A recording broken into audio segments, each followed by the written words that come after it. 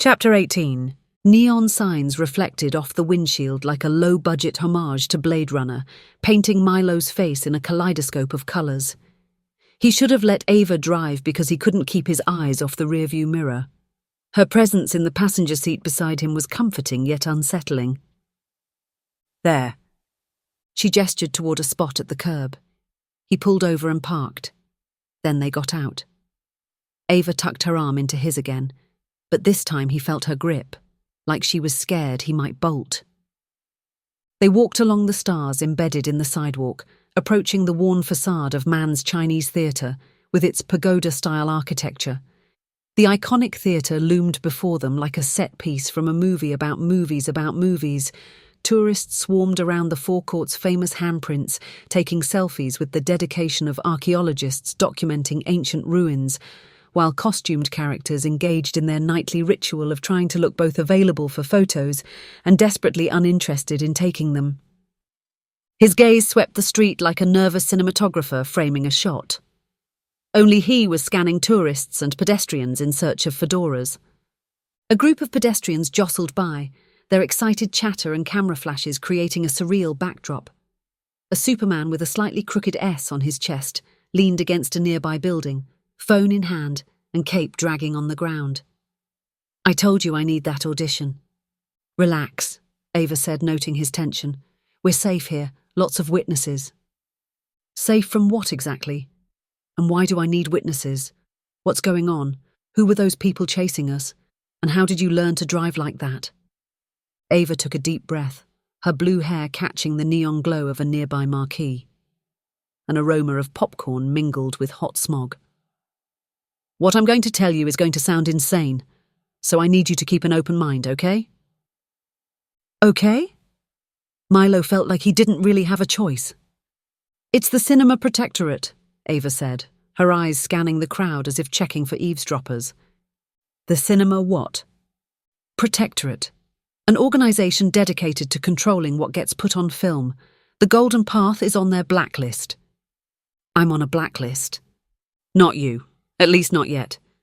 But the movie is." Milo stopped short, nearly causing a collision with a group of tourists. "If this is your audition for a remake of the game, you're nailing it. Terrifying the hell out of me, but nailing it." "I wish it were a joke," she sighed. The CP has been around since the dawn of celluloid storytelling, operating in the shadows of Hollywood. They have a list of plots that can't be filmed ever. And unfortunately, the Golden Path falls into one of those categories. That's why you've been having so many problems on set. "It's banned?" Milo struggled to process what he was hearing. "Yes. That doesn't make any sense. The Golden Path doesn't even have any nudity or swearing in it. And there's only one kiss. It's practically a Hallmark movie with a slightly larger budget and fewer small-town bakeries." "It's not about content warnings, Milo. The Protectorate believes that certain narratives can disrupt reality." She paused, letting that sink in before continuing.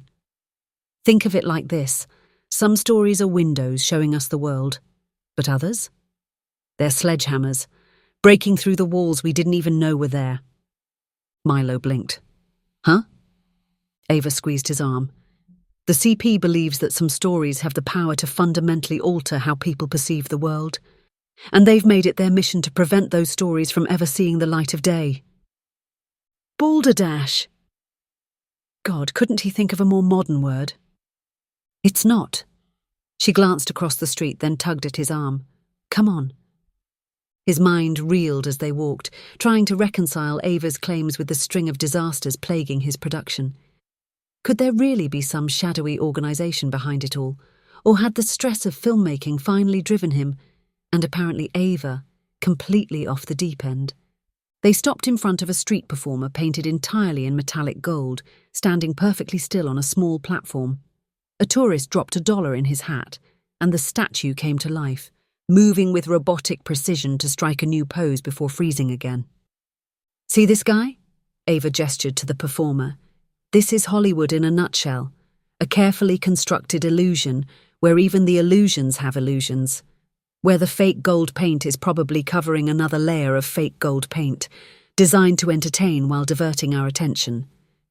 Keep us looking at the shiny surface so we don't notice what's going on beneath. Milo watched as the statue man winked at a passing child, causing the kid to giggle in delight. And you're saying the cinema protectorate is part of this misdirection? Ava nodded. They're the ultimate illusion makers. They don't just create diversions. They actively suppress anything that might pull back the curtain too far. But why? Frustration crept into his voice. What's so dangerous about my movie? It's a feel-good drama about a historian who learns to appreciate the present by witnessing the past. How could that possibly bring about the apocalypse? It's not about the surface plot, Milo. It's about the underlying themes and the questions those themes raise about the nature of time and reality. The CP believes that if people start thinking too deeply about those concepts, it could lead to, well, let's just say they think the consequences could be catastrophic. Milo looked down at the star beneath his feet. Frank Capra. Did Capra know about the CP? He knew. Ava nodded. Why do you think the Golden Path never showed up on his bio? Milo scratched his head. How many famous names had run afoul of this mysterious organization without even knowing it? So what are you? Milo asked, pulling away. Some kind of spy? Working at the coffee shop as a cover while you, fight the power? Barista by day, Hollywood revolutionary by night? It was almost too bizarre to believe. Something like that.